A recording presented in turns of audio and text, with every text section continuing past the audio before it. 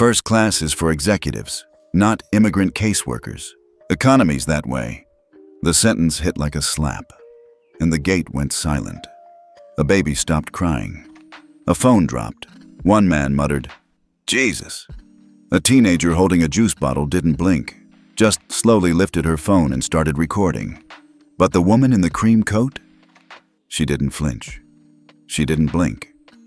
She just looked at her watch and said 5 quiet words that would, by the end of the hour, lock out an entire airline from 31 airports around the world. "You have 11 minutes. She didn't shout. She didn't protest. She didn't raise a single eyebrow. But something in her tone, the precision of it, made the air shift. Like the weather had just changed inside the terminal. No one knew her name yet. Not the gate agent, not the flight crew, not even the security guard pacing nearby with a walkie-talkie and a bored expression. But 11 minutes from now, they would. And someone would whisper, "That woman? She's the reason your flight just got grounded." Dr. Camille Everett didn't look like trouble. That's what made her dangerous. She stood with calm posture, dressed in travel clothes too simple to signal wealth, but too precise to be mistaken for ordinary. A soft wool wrap, deep tan, flat shoes, no nails, no lashes, no loud jewelry. The only giveaway, if you were trained to notice, was the brushed steel watch on her wrist. It wasn't luxury. It was clearance-level tech, the kind used by people who don't track time. They command it. The gate agent, a young white woman with a stiff bun and sharper voice, scanned Camille once and decided she didn't belong. Didn't even ask for her ticket before barking, "Group 5's that way." Camille raised her phone wordlessly and showed her digital boarding pass. "Group 1, Seat 1C, First Class." The agent squinted but didn't lean closer. "Uh-huh," she smirked. "And I'm the Queen of England." That's when she said it. "You have 11 minutes." The agent frowned. "Excuse me?" Camille gave no reply. She simply stepped to the side, turned her body slightly, not toward the agent, but toward the terminal window. Her fingers tapped once on her phone screen. Not typing, just unlocking something. 2 rows back, a businessman leaned toward the woman next to him. "I think she's someone," the woman whispered. She didn't even blink. "Nope. She's either about to explode, or she runs this place." Neither was wrong. Camille Everett was not there to board a flight. She was there to test a system, her own system. Because Camille wasn't just a CEO. She was the chairwoman of Ethos Corps International, the final ethics clearance authority for 31 international airports and 40 commercial airlines. Any airline operating under the Ethos Corps charter needed her approval to continue flying through the world's busiest hubs. JFK, Heathrow, Toronto Pearson, Frankfurt, even Narita. And the airline running Gate A8, Northern Air, a full signatory of Ethos Corps, and as of this morning, sitting on Camille's pending review list. They just didn't know that she had come in person, under a non-corporate profile, paid full price, used no credentials. She wanted the real experience, the raw version, not the curated one given to known persons. That's how Camille tested compliance, by becoming invisible on purpose. But this morning, the system showed its teeth, and now she would show hers. She took a seat at the edge of the terminal, not far, but just enough to observe. Her phone was already syncing with the Ethos Corps audit channel. Trigger event, gate bias, flag GBI A8.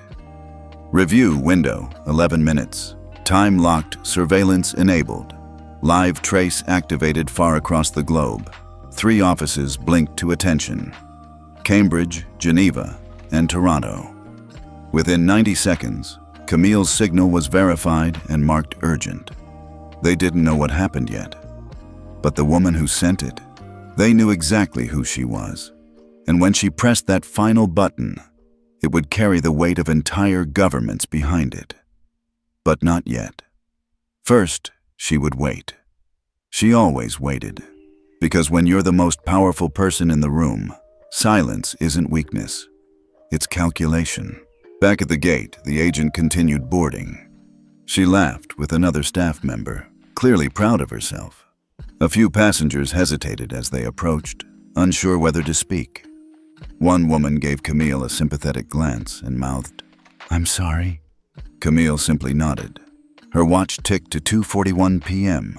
She whispered to herself, 10 minutes left. A teen girl named Layla, standing near the charging pole, uploaded the incident to TikTok, captioned it. She said, "You have 11 minutes," like she's running the airport. Views, 14,000 in under 5 minutes. One commenter wrote, "Plot twist, she probably does." Another added, "Calm power is always the scariest." At 2:47 p.m., Camille's phone vibrated once. A secure message flashed on screen. Ethos Core Live Command Authority confirmed. Awaiting response directive. Camille stared at it for a moment, then tapped one line. Marked Northern Air, provisional non-compliant. Freeze boarding access at all Ethos Core certified terminals. 3 taps. That was it. No alarm, no headlines, just a digital shift, silent and surgical, that instantly removed one airline's privileges from 31 airports around the world. Gate agents would now receive a "do not process" lockout. Flights en route would be delayed for technical review. And inside Gate A8, where it all began, the screen above the boarding counter blinked once, then again, then went black. Passengers murmured. A few groaned. Then a message appeared in red. "Flight suspended. Clearance hold by Global Ethics Authority." The gate agent looked up, confused. She tapped her tablet. It didn't respond. Behind her, the boarding door locked with a mechanical clunk. And then, 2 men in navy suits arrived. No security, no fanfare, just presence. They didn't speak to her. They looked past her, at Camille, still seated, still watching. The taller of the 2 leaned over and asked softly, "Is that her?" The other nodded slowly. "That's Dr. Everett." The gate agent finally spoke. "Wait, who?" Camille stood, calm. No code adjustment, no hair fix. She didn't need to perform. She was the standard. The taller man turned to the agent. "You may want to sit down." At 2:52 p.m., Layla's video passed 100,000 views. Someone had added subtitles. She didn't shout, she didn't flinch, she just shut down an airline. The top comment, "Now that's how you check a boarding pass." 3 weeks before Camille Everett shut down a gate with 5 words, she stood in silence at a window overlooking Geneva. The clouds outside were low, soft. Airplanes dipped through them in slow descent. Behind her, a team of executives from the Global Ethics Alliance waited quietly, trying to read her body language. But Camille was unreadable, always had been. "Dr. Everett," someone finally said, "should we go forward with the Northern Air review?" She didn't turn from the window. Instead, she asked a different question. "Has anyone from the airline responded to the 6 unresolved bias complaints at Vancouver?" There was a pause. A throat cleared. A man in a gray suit checked his tablet. "Only one, ma'am, and it was generic." Camille turned then, slowly, calm. Her eyes scanned the room. She didn't raise her voice, didn't pace, didn't use jargon. She never had to. "Bias isn't a blip," she said. "It's a pattern. And if the same airport, same gate, same profiles keep appearing, it's not noise. It's the truth trying to be heard." No one argued. No one could. Cambridge, Massachusetts, headquarters of Ethos Core International. That afternoon, Camille met privately with 2 people in her office. No cameras, no assistants. Just them in her quiet, deliberate space. The walls were bare except for one large framed photo. A group of black women pilots from the 1960s. Arms folded, eyes forward, none smiling, but all defiant. "This stays off the grid," she said. The others nodded. "We won't use your travel account. We'll scrub the metadata. Private card. No executive flags." She nodded once. "No security detail. No pre-boarding alerts. No airline data matches. I want to feel it. You know there's risk in that. There's more risk she replied, "in believing we've solved a problem just because the boardroom thinks so." Then she smiled, a soft, brief thing, the kind that said, "Don't worry, I've done this before." Camille had done it before. After every major contract, every new partnership, every signed ethics charter, she would disappear into the system she helped build. No press, no announcement, no suit, just a woman with a seat number and a boarding pass. She called them ground-level audits, but in her private files, they were labeled something else. Ghost flights. Because on those flights, Camille didn't exist as a CEO. She was invisible, by design. A black woman traveling alone in silence, just like millions of others who had no safety net to fall back on. Her flight to Vancouver had been quiet. No one recognized her at baggage claim. No hotel concierge offered upgrades. And that was perfect. She moved through the city like a whisper, observed gate staff from afar, timed check-in queues, watched how passengers were treated based on how they dressed, how they looked, how they spoke. At Northern Air's check-in desk, a white man in sweatpants with a beer gut and a baseball cap had been greeted with, "Welcome back, sir. Can I take your bag?" Camille, in tailored black slacks and a silent smile, had received basic economy check-ins that way. She had calmly lifted her phone, showing her digital ticket. Seat 1C, first class, full fare. The agent didn't even read it, just said, louder this time, "We're boarding premium now. This line is for status customers." People had started turning, watching. Camille had nodded politely and stepped away. She didn't argue. She didn't file a complaint. She simply moved to the economy line, exactly as instructed. And all the while, her eyes were absorbing everything. Because this wasn't about a rude employee, it was about the system that let her get away with it. The second gate agent, a young Asian man named Marcus, had noticed the mismatch immediately. He scanned Camille's ticket, blinked, and said softly, this is a first-class fare." "I thought so too," Camille said. He looked embarrassed. "Sorry, ma'am. Please return to the main gate. I'll notate this." Camille smiled again, warm but measured. "Thank you, Marcus." She didn't mean to remember his name, but she always did. The ones who showed quiet decency, they mattered too. Back in her hotel room that night, she reviewed her notes. 5 microaggressions, 2 overt ones, 1 passive correction, not statistically significant on their own. But together, a pattern forming. And that's what Camille had built her entire career on, recognizing patterns where others saw coincidence. Her background didn't scream power. Born in Charlotte, raised in Atlanta, youngest of 4. Her father was a city bus mechanic. Her mother worked in a public clinic. Neither had been on a plane until Camille got her first consulting job and flew them both to Chicago just to sit in a first-class lounge and sip orange juice. "You belong here," she'd whispered to her mom that day, "whether they see it or not." That was 26 years ago. Since then, Camille had earned dual doctorates in behavioral systems and aviation ethics, written 3 internal federal standards still used by the FAA, founded Ethos Corps International, now partnered with over 40 airlines, quietly acquired voting control over 2 global flight data firms, and built the only system in the world capable of freezing an airline's gate access within 90 seconds based on documented misconduct. And yet, to the woman at Gate A8, she was just another black woman who didn't look the part. Camille never forgot the early years, standing in airports and flats, being mistaken for flight crew, handing her ticket to agents who double-checked it, just in case, watching white colleagues board ahead of her, even when her seat was closer to the cockpit. She didn't scream, she didn't protest, she built a system, and now that system had been activated. The night before the flight, Camille received a ping on her secure line. Northern Air had failed to resolve its gate conduct compliance flag. 3 strikes in 14 months. The protocol was simple. If another violation occurred, immediate review would be authorized. So Camille packed her bag, booked seat 1C using her middle initial and personal card, turned off all executive tags, and walked herself into the lion's den. Now, standing by the window after being dismissed at the gate, She watched the clock. 2:48 p.m. 7 minutes left. The gate agent was laughing again. High-pitched, artificial. She scanned another family into first class.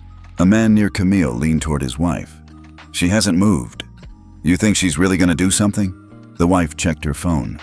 People are posting it already. What? The lady at the gate. She's trending. The man frowned. Why? She didn't even say anything. The wife looked at Camille again. Studied her. She didn't have to. At 2:52 p.m., the terminal clock ticked forward with a soft mechanical click. To most people, it was just another minute passing, but for Camille Everett, it was the minute. 11 minutes had passed since she was humiliated. 11 minutes since she was told, "Economy's that way," as if her presence in the first-class line was some kind of mistake. Now it was time to respond, not with noise, not with anger, but with authority.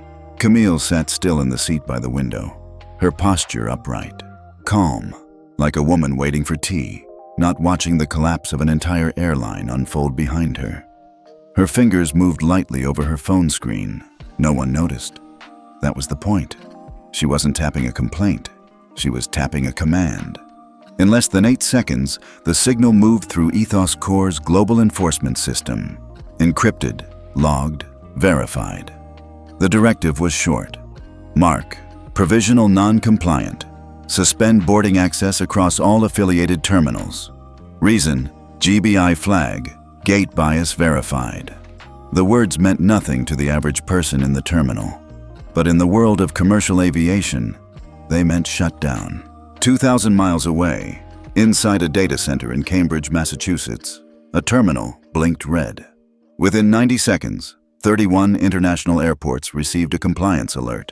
Northern Air's gate access credentials were temporarily revoked. A $920 million insurance freeze was auto-triggered across all ESG-backed contracts. And one senior compliance officer in Frankfurt dropped her coffee when she saw the name attached to the override, Dr. Camille Everett. Back in Vancouver, Gate A8's screen flickered. It happened fast, too fast for the gate agent to react. 1 second it showed, Flight 327, on time, boarding group 2. The next it blinked to, Flight suspended, awaiting ethics clearance authority. Passengers stared. The gate agent, now visibly confused, tapped her tablet. It didn't respond. She hit the screen harder. Nothing. What the hell? She muttered, her tone slipping from smug to nervous. A line started forming, but no one moved. Something had shifted, not just on the screen, but in the air. Near the back, a teenage girl watching on her phone gasped, "Mom, that lady is everywhere right now." Her mom looked up. "Who?" "That woman they told to go to economy? She's blowing up online." Her phone showed the video Layla had posted.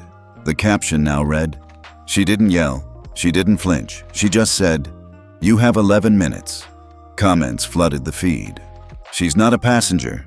She's a problem for the whole airline." The calm ones, they're always the ones to watch. I feel like I just saw karma happen in real time.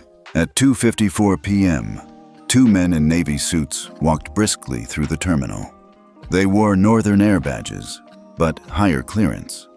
Not flight crew, headquarters staff. One held a tablet, the other a two-way radio. They didn't stop at the counter. They stopped in front of Camille.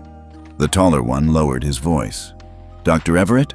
She looked up, nodded once. "We received the freeze alert," he said. "You initiated GBI review?" "I did." The second man swallowed. "Do we have a problem?" Camille stood slowly. She was shorter than both of them, but somehow larger. "You have 31, she replied. 31 what? "Terminals. On lockdown. Right now." They froze. The taller man blinked. "Ma'am, please tell us what happened." Camille tilted her head slightly toward the gate desk. "I was told I didn't belong." The taller man turned to look. That's when the gate agent noticed them, and the way their posture had changed. She stepped forward, trying to smile. Sir? There was a boarding issue, a misunderstanding. The second man raised a hand. "We'll handle it." "But," he turned sharply, You've done enough. Meanwhile, in the terminal lounge, CNN's breaking news ticker flashed. Airline access frozen at 31 airports after ethics violation at Vancouver Gate. Someone gasped. Another person muttered, "No way that's real." A third said, "Wait, that's this gate." Phones came out. Passengers pulled up the article. There it was. Sources confirmed the action was triggered directly by Dr. Camille Everett, chair of Ethos Corps International. She was reportedly traveling under her personal ID when the incident occurred. Ethos Corps suspension affects multiple airports in the US, Canada, UK, and EU. At 2:57 p.m., the pilot of Flight 327 emerged from the jet bridge. He was middle-aged, crisp uniform, no-nonsense expression. "What's going on?" he asked the gate. The agent started to answer, but the taller suit stepped in. "Captain, we've had an override. Ethics Authority triggered full freeze." The pilot's brow furrowed. "What does that mean?" Camille stepped forward, not loudly, not dramatically, but deliberately. "It means you're not flying today." The pilot looked confused. "And you are?" "She's the one who controls whether this plane moves or not," the taller suit replied. The pilot blinked. "Seriously?" Camille nodded. "Seriously." At 2:58 p.m., TikTok hit 750,000 views on the original clip. Someone had edited it with dramatic music, zoom-ins, and real-time commentary. This woman just grounded an entire airline without saying a damn word. This isn't gate drama. This is boardroom karma. Then came the final blow. Camille lifted her phone again, tapped her secure app. Ethos Corps command line opened. She typed one line. "Confirm. Ethics lock sustained until executive apology plus corrective action signed." Enter. A chime confirmed receipt. The gate agent paled. The suits stood still. "And Camille?" She stepped aside and sat down again, back to her original seat, crossed her legs, folded her hands. Calm. Let the world watch. Because the difference between a woman making noise and a woman making history is how many systems move when she lifts a single finger. 2:59 p.m., Gate A8 was silent, not because there was nothing happening, but because everyone was watching the same woman, doing nothing at all. Camille Everett sat motionless, legs crossed, hands folded in her lap. She wasn't angry. She wasn't even looking at the gate. She was waiting, and somehow that terrified the people in charge more than if she'd screamed. At Northern Air HQ, the Situation Room was in meltdown. A young analyst stared at her screen. "Ethos Corps just confirmed the freeze is holding." The operations director paced. "Camille Everett called the shot herself?" "Personally logged. Full authority," the analyst confirmed. "And she locked the override key." Silence. Then, someone called legal. Back in the terminal, the shift in energy was unmistakable. A passenger in business attire whispered, "I think we're watching something historic." His companion nodded. She didn't raise her voice, didn't demand anything, and now the airline can't move. Just feet away, the same gate agent who dismissed Camille earlier was now visibly sweating. She fumbled with her iPad again. Still frozen. No boarding, no updates, no crew coordination, nothing. Then came the final straw. CNN Live aired an emergency segment. Breaking: Global Aviation Ethics Authority, Camille Everett grounds Flight 327 after alleged gate discrimination. Sources say the decision activated a provisional non-compliance order affecting 31 airports and multiple federal ESG-linked contracts. The incident was captured on video earlier this afternoon. We warn viewers, the footage may cause discomfort. The footage played. The moment Camille was told, "You're in the wrong line." The way she simply blinked. The way she whispered, "You have 11 minutes." And the cut to black. The internet had already run with it. TikTok views hit 1.4 million, #you have 11. Minutes trended worldwide, so did #silent power, Gate A8. Camille Everett. People started digging. Who was this woman? And what they found stunned them. Who is Camille Everett, founder of Ethos Core International, a global ethics infrastructure network used by 40-plus airlines, former advisor to the UN Aviation Rights Council, architect of the Passenger Dignity Index, adopted by 21 countries, first Black woman to receive the Lindholm Prize for Aviation Systems Reform, known for operating under quiet audit missions, using her personal identity to assess real-time bias. And now, the woman who looked like just another overlooked passenger was revealed to be the single most powerful ethics authority in international air travel. Meanwhile, at YVR Airport Control, a call came in. Camille Everett's name just triggered a Level 4 protocol, a supervisor said. What do we do? His senior shrugged. We wait. Wait for what? He stared at the terminal camera feed, zoomed in on Camille sitting calm in her chair. For her to move. Back at Gate A8, the pilot of Flight 327 approached again, this time cautiously. Ma'am, he said, voice lowered. I just want to apologize. I had no idea what happened out here. Camille turned to him with polite eyes. I know, she said gently. Most people don't see it, until it hits them too. He nodded slowly. If there's anything I can do. There is, she said, and stood. The terminal went silent again. She walked toward the gate desk, slowly but deliberately. Her presence wasn't loud, but it was absolute.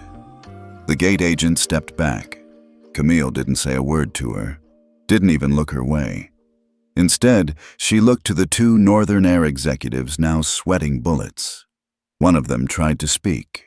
We're drafting an apology letter and a corrective plan. Camille raised a finger.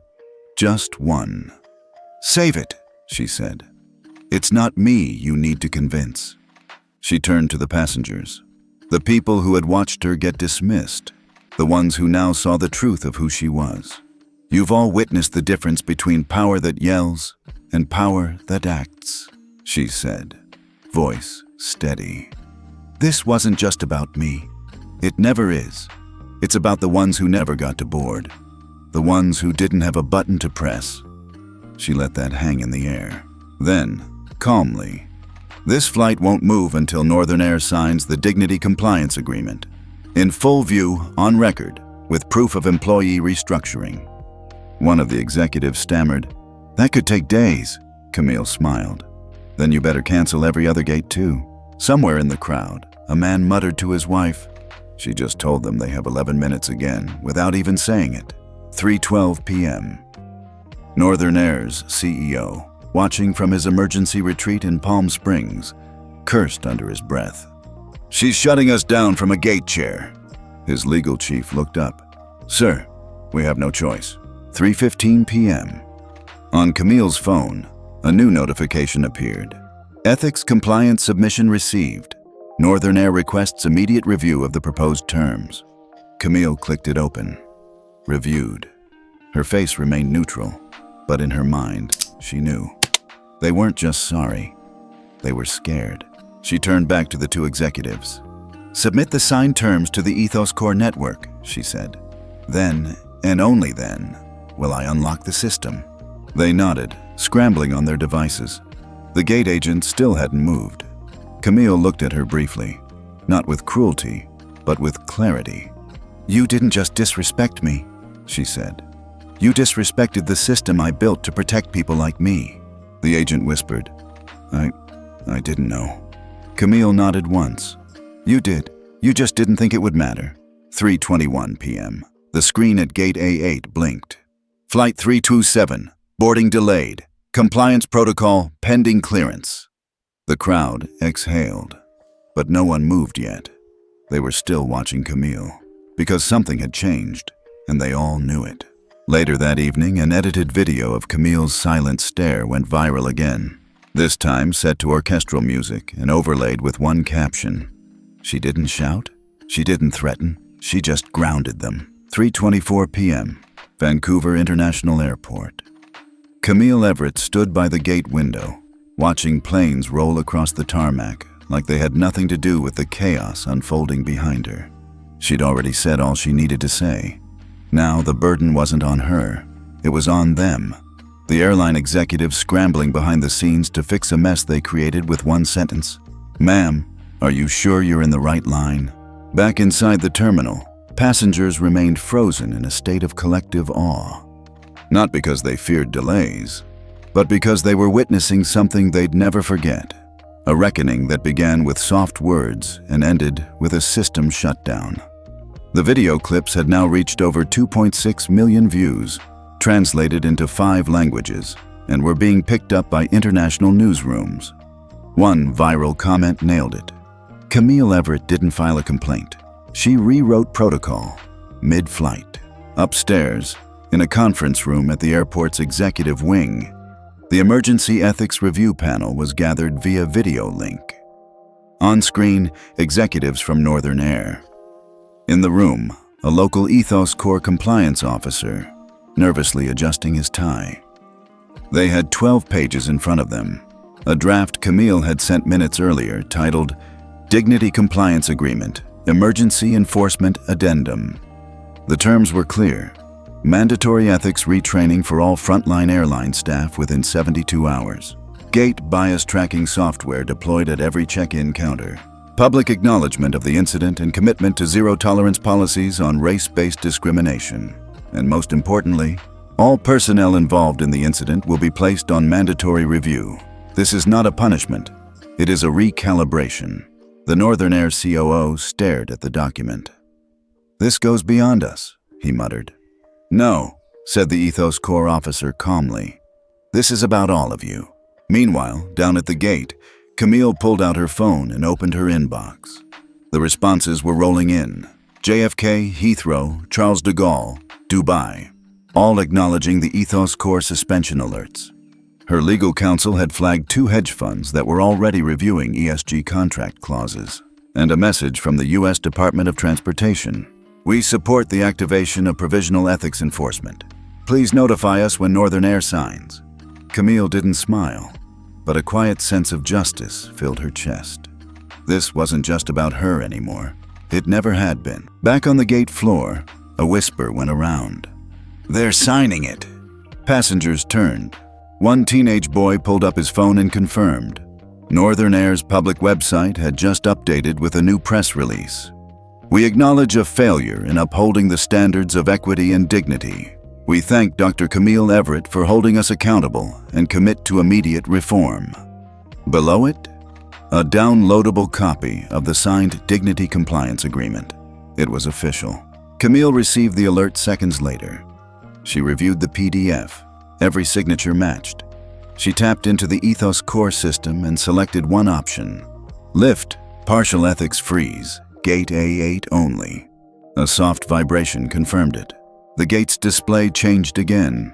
From boarding delayed, compliance protocol pending, to Flight 327, resuming boarding process. A quiet cheer spread through the passengers, not because they could finally board, but because they had just witnessed something rare in this world. Someone with power, using it the right way. The 2 executives, still pale, still sweating, walked back toward Camille. One of them opened his mouth. Camille raised a hand gently. "You don't need to explain anything. We just want to apologize again." "You're not apologizing to me," she said firmly. "You're restoring dignity to everyone who ever got passed over without a camera watching." The younger exec lowered his eyes. "I hope you know. We never meant." "That's the problem," Camille said.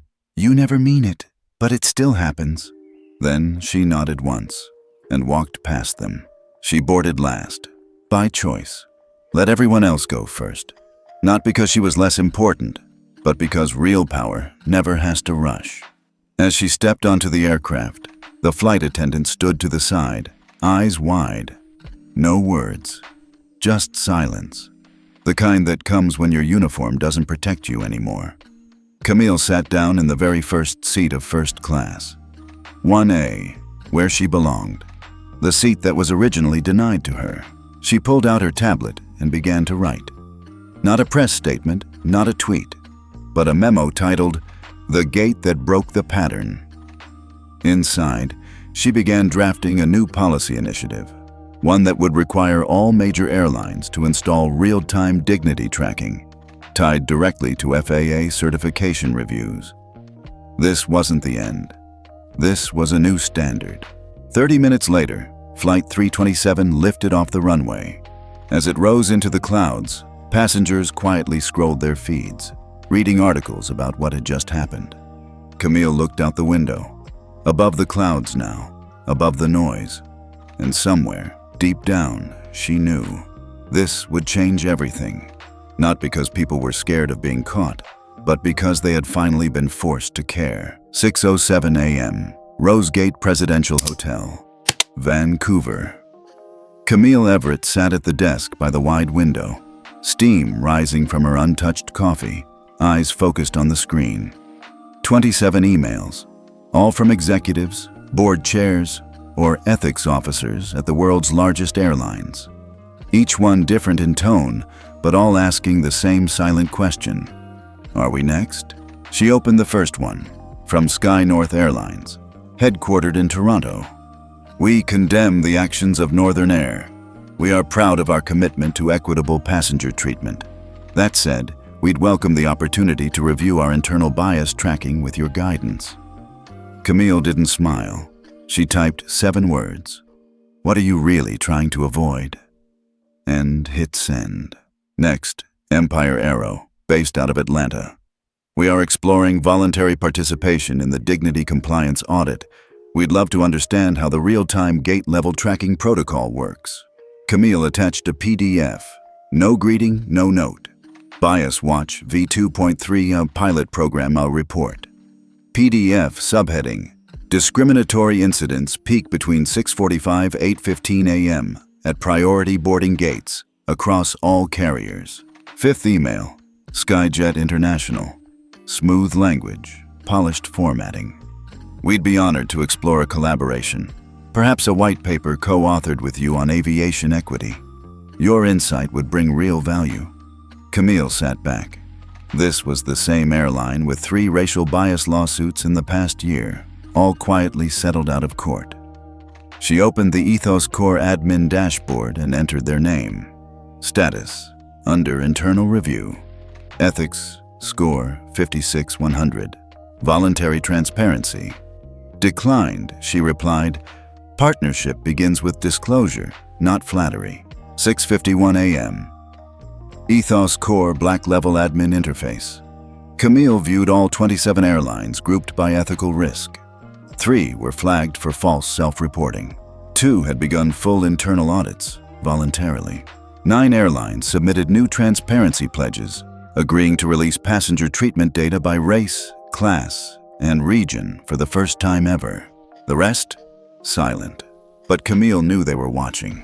She picked up the phone and called Selena Voss, her lead counsel in D.C. Selena, I want to launch the Dignity Enforcement Protocol system-wide. Selena hesitated. You sure? That puts us under federal review in 36 hours. Camille was calm. Good.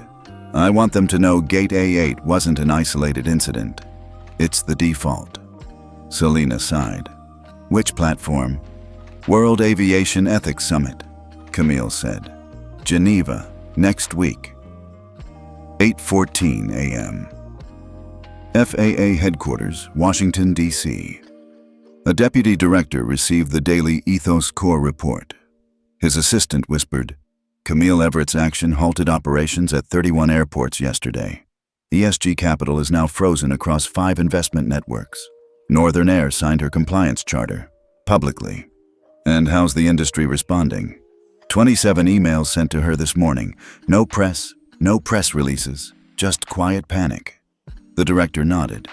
She didn't need a microphone to shake this industry. She used silence and systems. 9:22 a.m. Back at the hotel, Camille composed a new memo. Title, The Silent Restructure.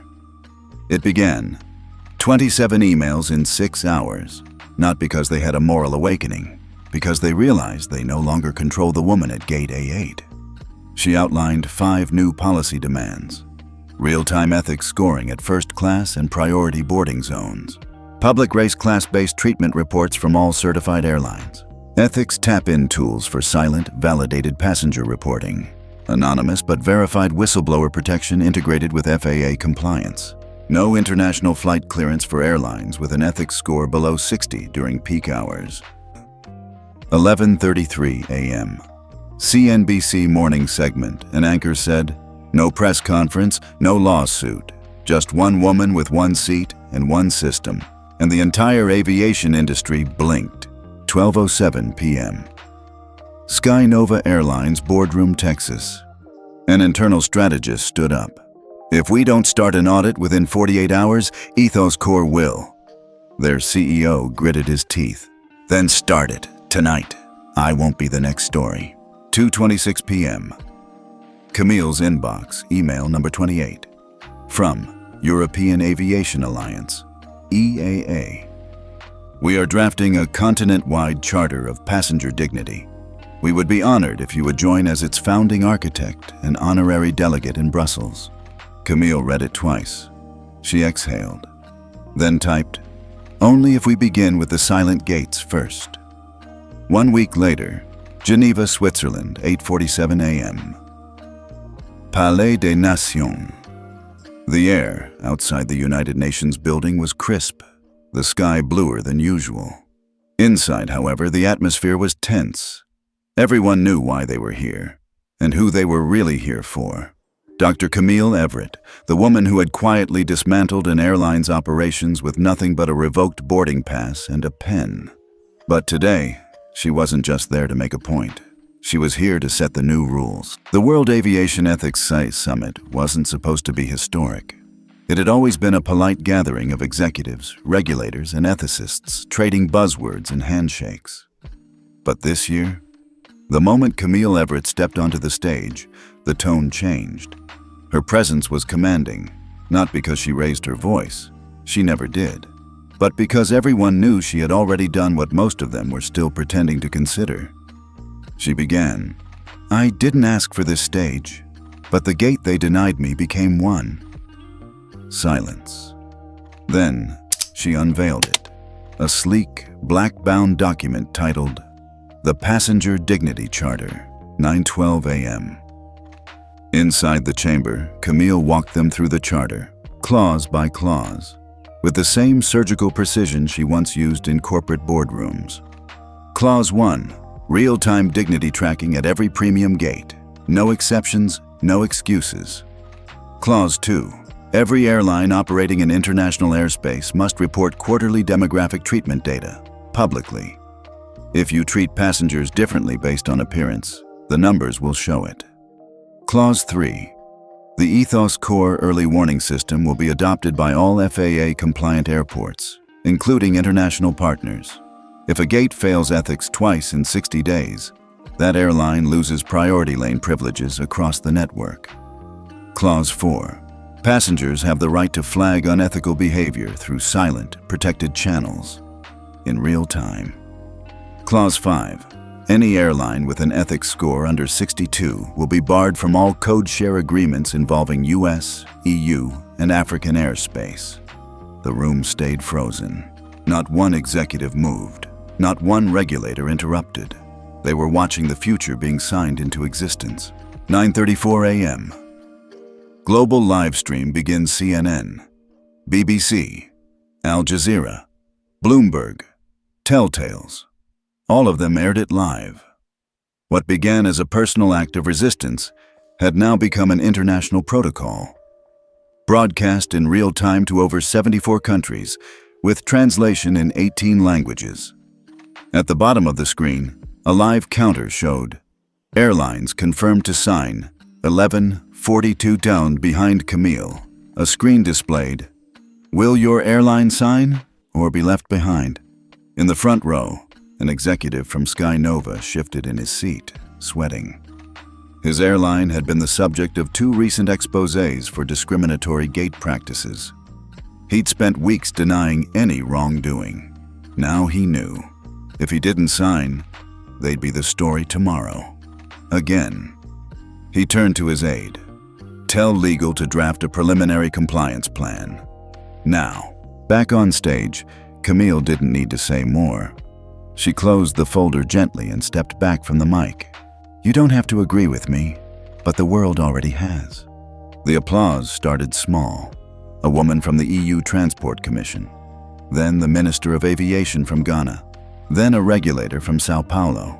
Then it swept through the room like a storm, not clapping out of politeness, but because they knew the tide had turned. 11:03 a.m. Geneva press room, reporters crowded into the briefing area. The moderator's voice came on.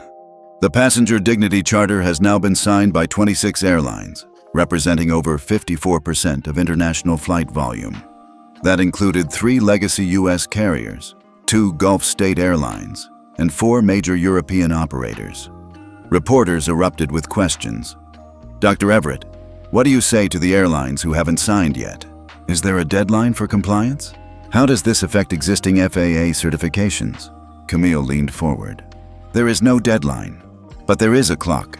Every time a passenger gets humiliated, the pressure builds. And one day, your passengers won't just film it, they'll ground you." 12:30 p.m. Backroom meeting with regulators, the FAA, the European Aviation Authority, and several African airspace directors gathered privately. Camille stood at the head of the table. This time she wasn't presenting, they were. "We propose embedding the Dignity Charter into annual licensing reviews," said one European delegate. "Airlines must comply with at least 4 of the 5 clauses to retain cross-border flight privileges," said another. The African airspace rep leaned in. "Camille, you've turned dignity into infrastructure." Camille nodded. That was the goal. Later that evening, private hotel suite, Camille sat by the window, city lights flickering in the distance. Her phone buzzed. A message from her executive assistant back in New York. "We just got confirmation. All 3 major aviation investment funds are updating their ESG criteria to include the charter. That's $740 million in leverage." She didn't celebrate.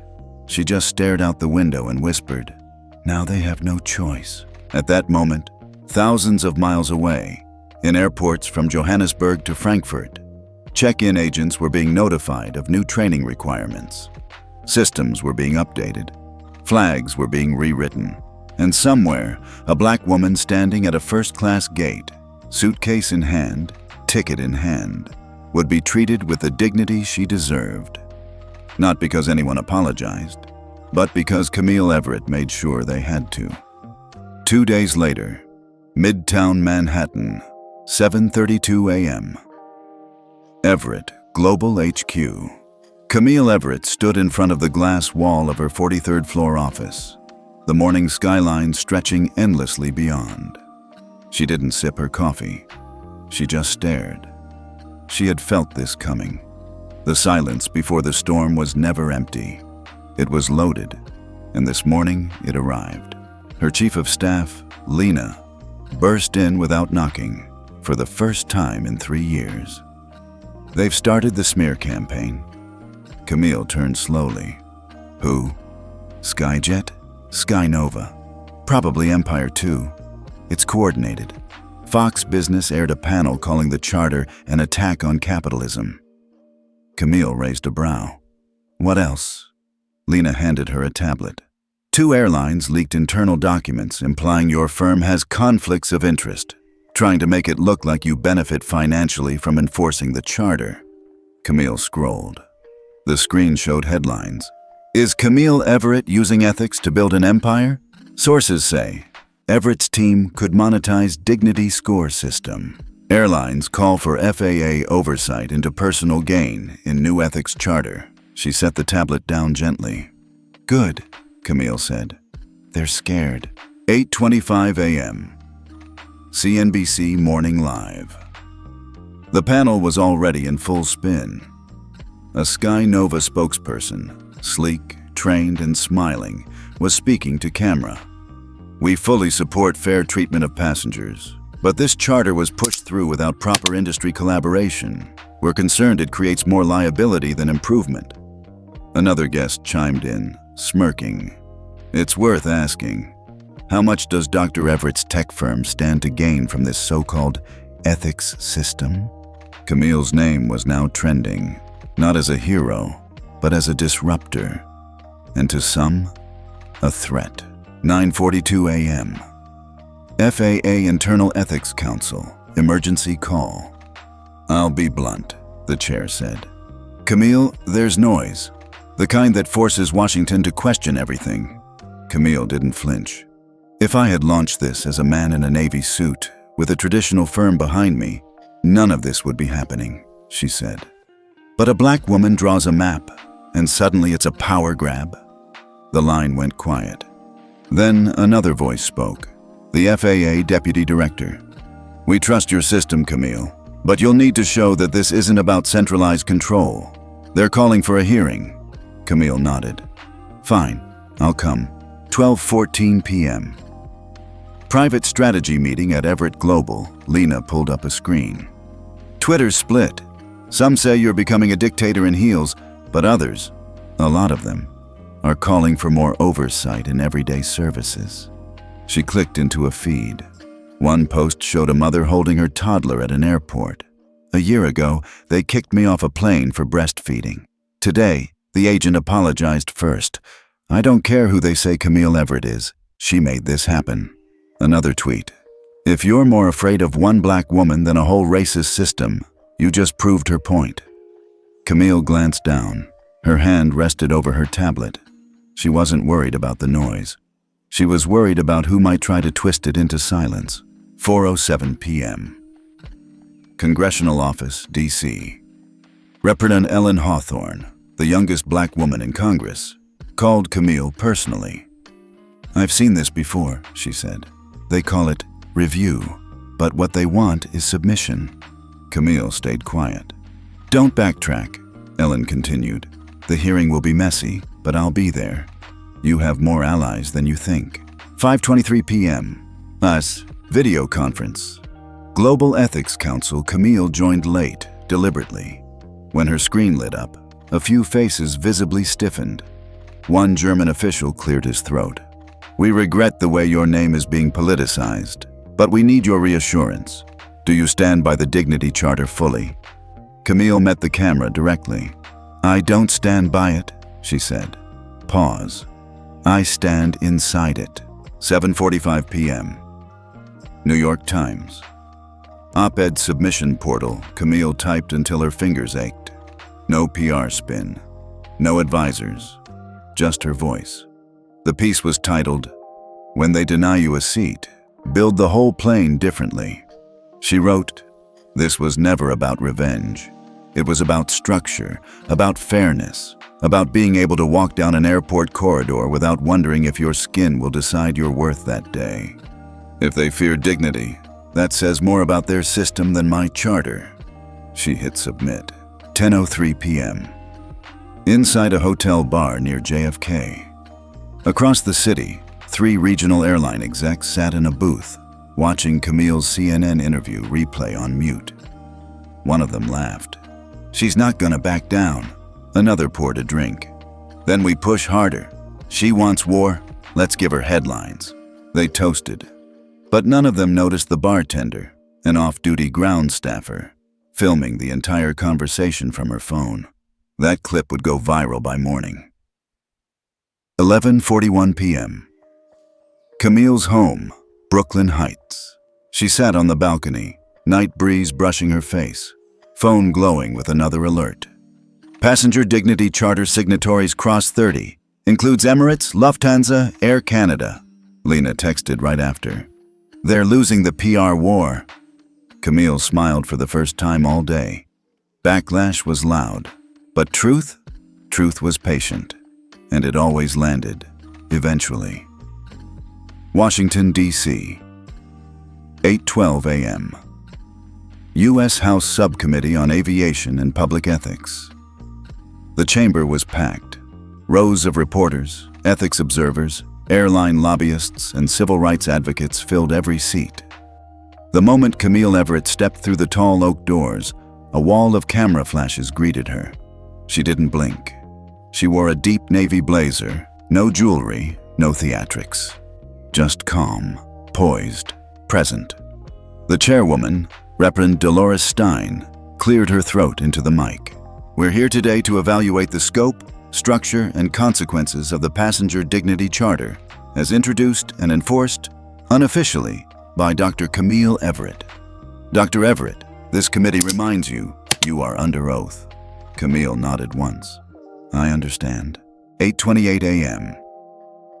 Opening questions. Representative Tom Fairbanks, a sharp-tongued congressman from Texas, leaned forward smugly. Dr. Everett, let's be clear. Did you or your firm receive any financial benefit from the Ethos Core scoring system rollout? Camille, no. All scoring data is housed under an open-source ethics protocol. We refused monetization offers from 3 private equity groups. Fairbanks, so you're telling us you disrupted a $92 billion industry for free? Camille didn't flinch. No, I did it for something more expensive than profit. Public trust. Murmurs filled the room. 9:01 a.m. Crossfire begins. Representative Stein raised a thick folder. This committee has received 37 complaints from regional airlines who claim your charter is unfair, subjective, and damaging. How do you respond? Camille responded calmly. The charter doesn't punish airlines. It protects passengers. The data doesn't lie. Biases at boarding gates aren't a rumor. They're measurable. And those 37 airlines, 29 of them had active discrimination settlements in the last 3 years. Someone coughed loudly. Silence fell. 9:36 a.m. The gotcha moment. Representative Arthur Malloy, a corporate-funded voice from Illinois, threw a curveball. I submit into record a statement from SkyNova's former ethics officer. He claims your system flagged their airline unfairly, using isolated incidents to tank reputations. Camille asked to respond. She tapped on her iPad. Mr. Chair, I'd like to show Exhibit C, a map of gate-level discrimination scores across SkyNova's national terminals. The screen lit up behind her. Green dots, yellow dots. Then, a horrifying cluster of red, labeled Priority Gates A3, A8, JFK Terminal 4. Camille turned to the panel. That's not a smear. That's their own data, filtered by race, class, and time of day. Gasps. Representative Hawthorne, her silent ally, gave a faint nod from across the dais. 10:30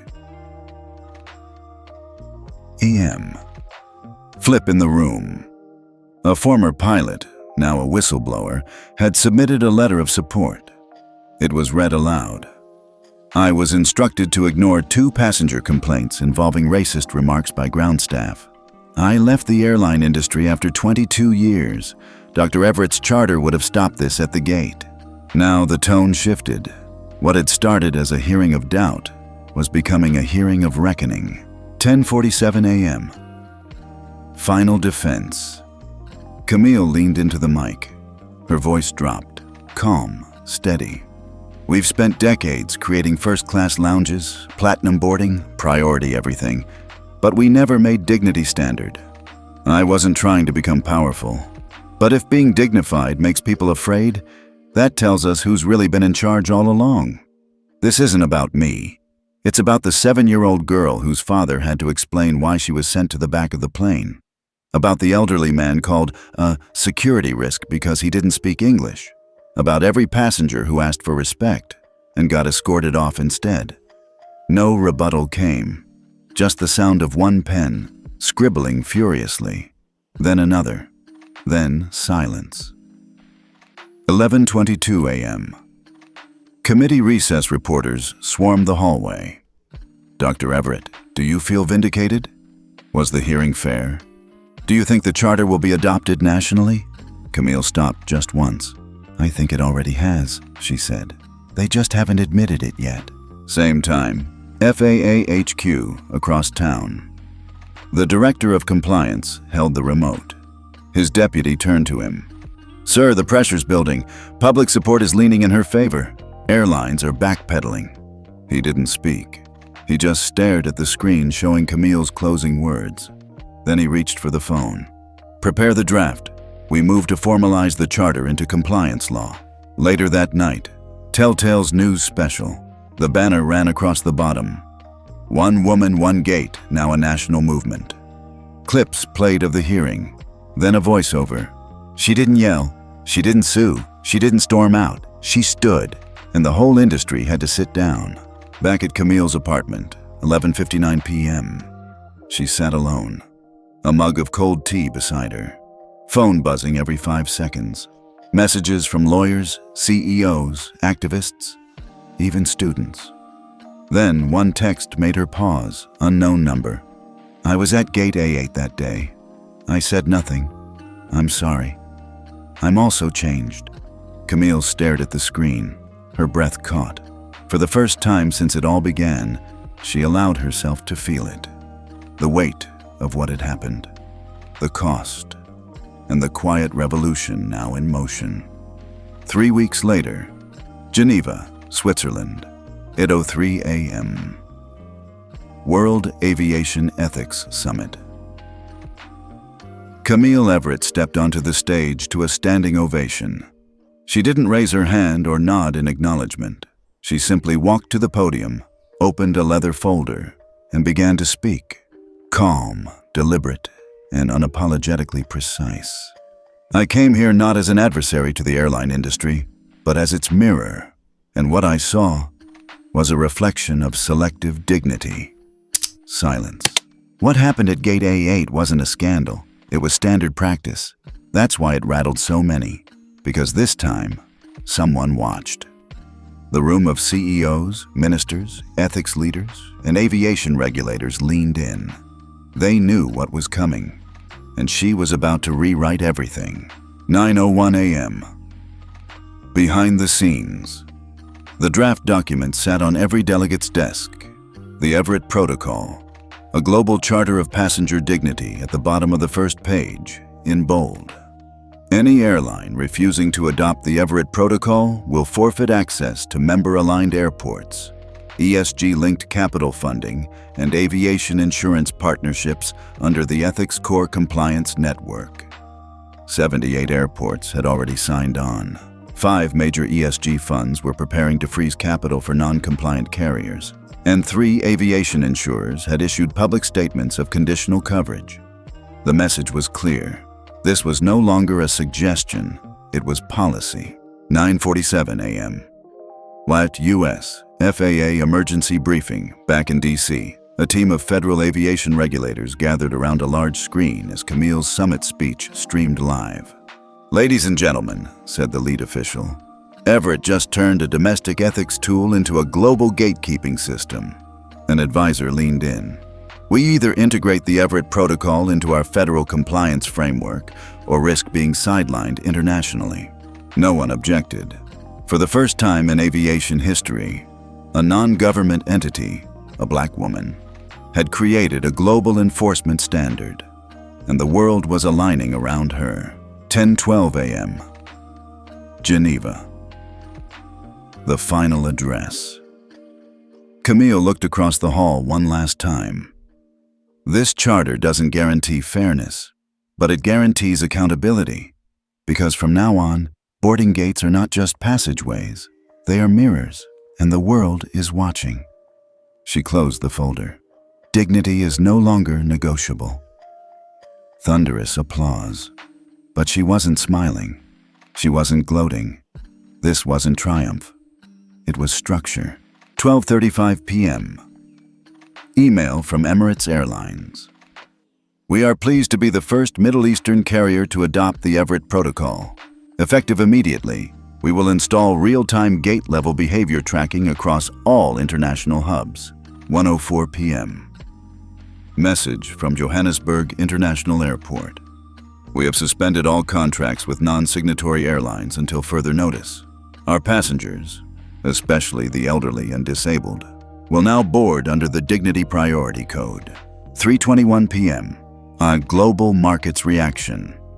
A CNBC alert flashed across screens worldwide. 4 airlines lose 1.3 billion in ESG-aligned capital after refusing Everett Protocol. Meanwhile, investors poured $820 million into airlines that had adopted the charter. For once, ethics paid, and everyone saw it. 4:47 p.m.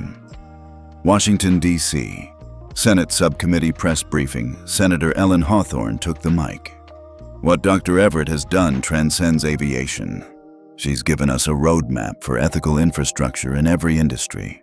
That is why today, I'm introducing a bill to formally recognize the Everett Protocol as a federal standard for transportation equity. She paused.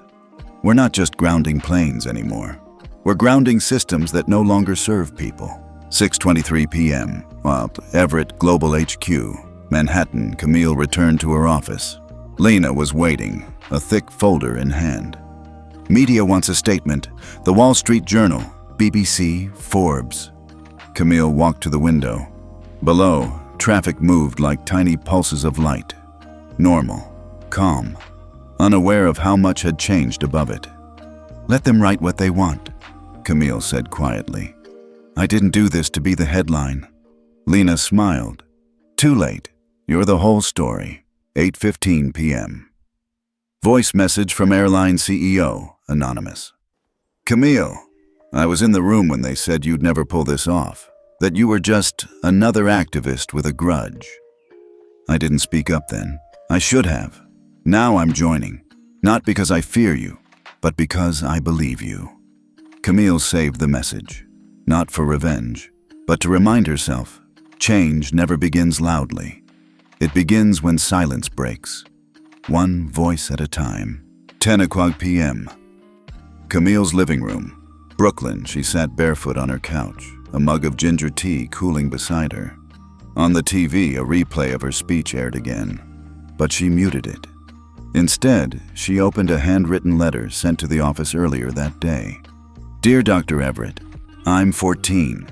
I saw what they did to you at that gate. My mom said people like us always get moved to the back.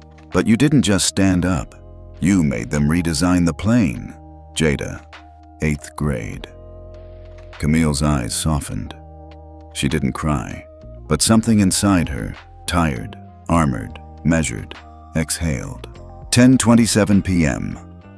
Global Aviation News banner, the Everett Protocol signed by 112 airlines, now a global standard.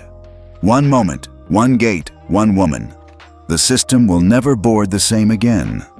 2 months later, JFK Airport, Terminal 4. Boarding gate A8 looked no different.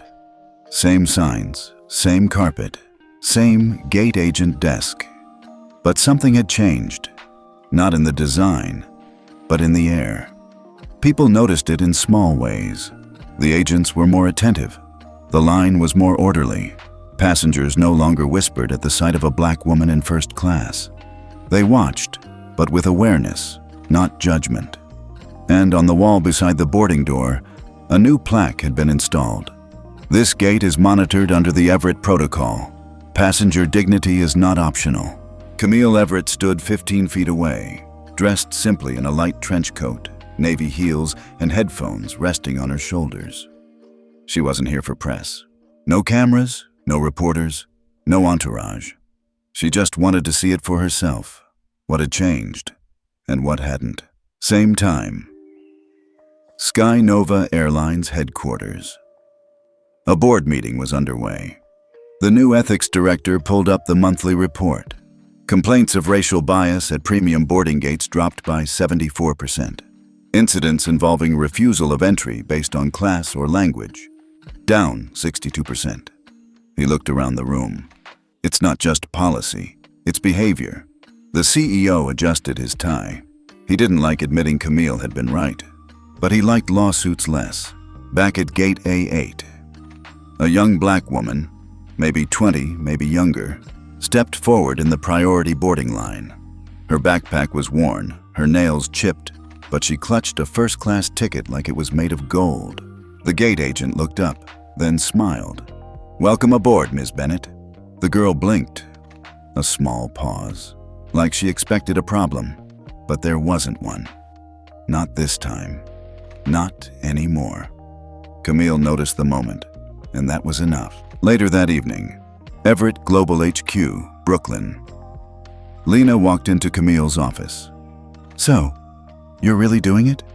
Camille smiled faintly, not looking up from her monitor. I'm stepping down. The system is in place. It doesn't need me breathing over it. Lena hesitated. What will you do instead? Camille turned to the window. Teach, speak, maybe just rest. She didn't say it, but it was clear.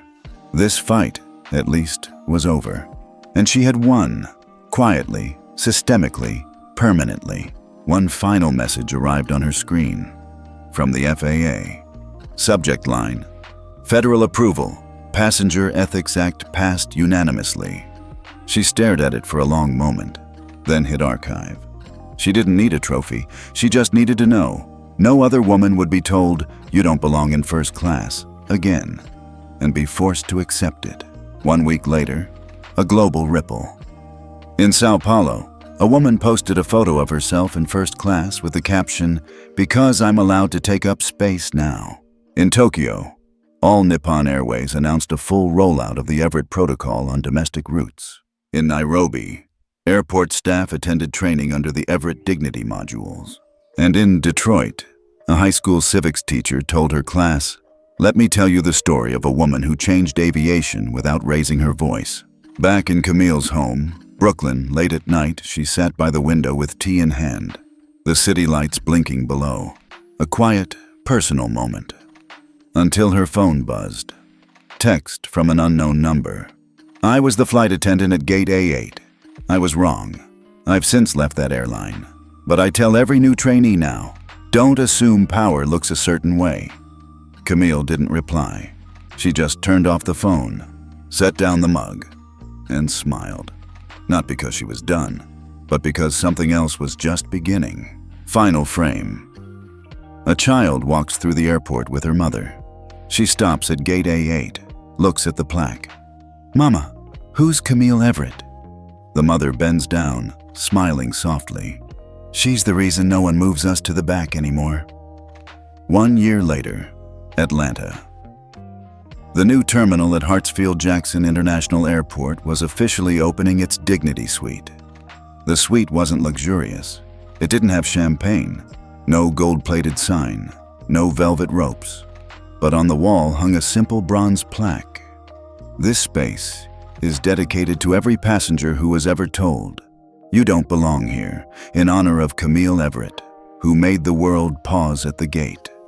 A small group clapped as the ribbon was cut. No major media showed up, no cameras, but the moment was real and felt. Back in New York, Camille's classroom, Columbia University. She stood before a group of undergrads. No designer suits, just glasses, jeans, and a soft cardigan. The board behind her read, "Ethical Infrastructure in Corporate Systems." She smiled at the class. "Today's question is simple. What does quiet power look like, and how do we build systems where everyone boards with dignity?" One student raised her hand. "Professor Everett, did you ever regret grounding that flight?" The room quieted. Camille paused, then answered, "No, because grounding that flight wasn't the end of something. It was the beginning of everything." Same day, Lagos, Nigeria. An airline billboard near the international terminal read, "Everett Protocol Certified. Your dignity matters before takeoff." Paris, France. Midnight. A father read his daughter a bedtime story, but not the usual fairy tale. This one came from a children's book titled Camille at Gate A8, adapted from her story, now in over 20 languages. The girl yawned, half asleep. "So she didn't yell?" "No," the father replied softly. "She didn't need to." Her silence spoke louder. Camille's apartment, Brooklyn, 2:03 a.m. She couldn't sleep. Not because of stress, but because of peace. She sipped warm tea by the window, watching fog roll over the city skyline. Her phone lit up. A message from Geneva. The UN Transportation Council has officially adopted the Everett Standard as the foundation of international ethics certification. No fireworks, no parade, just another quiet ripple in a sea of change. She stared at the message for a long moment, then whispered to herself, "Let them board better now." Final scene, Washington, D.C. Inside the Smithsonian's newest exhibit on modern civil change, a touchscreen display allowed visitors to scroll through names of pivotal figures. One section was titled, Movements that began with one moment. It showed Rosa Parks, then Malala, then a woman in a blue blazer standing calmly at an airport gate. Underneath her photo, Camille Everett, architect of the Sky Ethics era, closing voiceover as if narrated for a documentary. She didn't raise her voice, she raised a mirror, and when the world saw its reflection, it chose to change. One woman, one gate, one call, and now millions bored with their heads high because one day Camille was told to move and chose not to. Have you ever been told you don't belong somewhere? Maybe it was a gate, maybe it was a room, a table, a title, but deep down you knew you earned that seat, and someone still tried to take it away. Camille didn't shout. She didn't argue. She let the world see exactly who she was and made them change the system around her. Now it's your turn. If you've ever been pushed back, talked down to, or told you don't belong here, tell us where you're watching from and what moment in your life made you stand your ground. We read every story. And remember, someone else out there needs to hear it too.